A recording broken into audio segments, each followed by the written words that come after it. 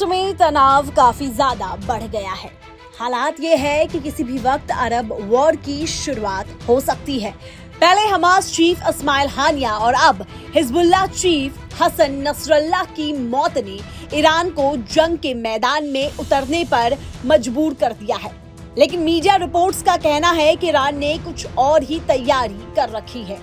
माना तो ये जा रहा है कि अब ईरान के supreme leader Ayatollah Ali Khamenei America और रूस के आमने सामने लाकर अरब वॉर कराने की प्लानिंग कर रहे हैं। यही नहीं, रूस को भी अरब वॉर शुरू करने का एक अच्छा मौका दिख रहा है। रूस तो साफ चाहता है अमेरिका को मिडिल ईस्ट उलझाकर यूक्रेन फतह का रास्ता साफ हो पाए। अब सबसे बड़ा सवाल ये है कि अगर सच में अमेरिका और रूस आमने सामने आए तो फिर क्या होगा। इजराइल की सबसे बड़ी ताकत अमेरिका है, तो ईरान के साथ रूस और चीन जैसे देश है। इजराइल पर हमले की सूरत में अमेरिका क्या करेगा, इसे राष्ट्रपति जो बाइडेन ने जाहिर कर दिया है। बाइडेन ने नसरल्लाह की मौत पीड़ितों के लिए इंसाफ बताया है और कहा है कि हिजबुल्लाह, हमास, हूती और ईरान समर्थित किसी भी आतंकवादी समूहों के खिलाफ इजराइल के एक्शन का अमेरिका पूरी तरह से समर्थन करता है। यानी अब हूती पर मिसाइलों की बरसात हो या फिर सीरिया में एयर स्ट्राइक या फिर लेबनान पर दर्जनों बार हिजबुल्लाह के ठिकानों पर प्रहार, अमेरिका हर समय इजराइल के साथ है। दूसरी तरफ ईरान का दोस्त रूस भी एक्शन में आ चुका है।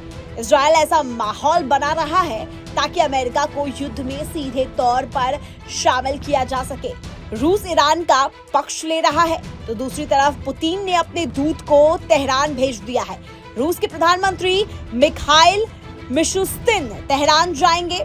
ईरान से आगे की रणनीति पर रूसी पीएम चर्चा करेंगे। रूस ईरान की बैठक में वॉर का प्लान तैयार हो सकता है।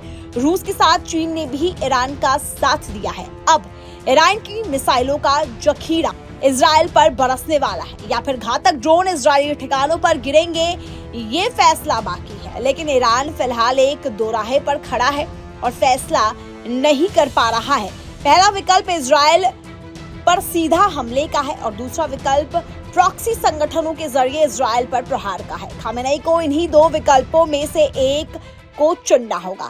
हालांकि ईरान के सामने एक और मुसीबत है, अमेरिका की तैयारी। अमेरिका ने मिडिल ईस्ट में किसी भी जंग से निपटने की तैयारी बहुत पहले ही कर ली थी। पिछले सोमवार को अमेरिका ने अपने एयरक्राफ्ट कैरियर यूएसएस ट्रूमैन को मिडिल ईस्ट की तरफ भेजा था। इसके साथ 2 डिस्ट्रॉयर और क्रूजर युद्धपोत भी है। यूएस का एयरक्राफ्ट कैरियर वर्जीनिया से मिडिल ईस्ट के लिए चला था। इसके साथ मिसाइल प्रहार करने वाले 3 युद्धपोत है। माना जा रहा है कि इजराइल के करीब ही गश्त लगाएगा। इसके अलावा अमेरिका का यूएसएस अब्राहम लिंकन भी ओमान की खाड़ी में है। ये भी इजराइल की सुरक्षा के लिए किया गया है।